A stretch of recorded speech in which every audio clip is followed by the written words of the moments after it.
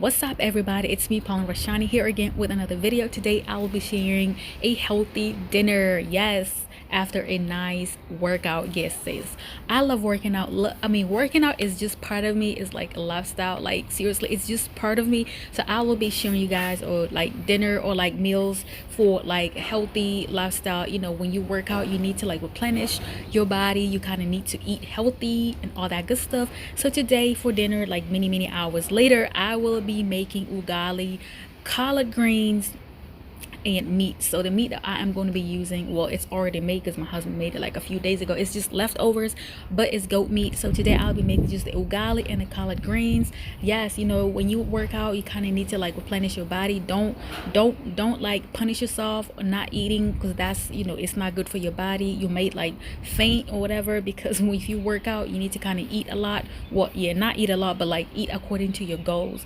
Okay, so I hope you guys enjoy this video. If you are new to my channel, thank you so much for coming to my channel. I hope you guys like my content. If you are a returning subscriber, thank you so much for staying and supporting me.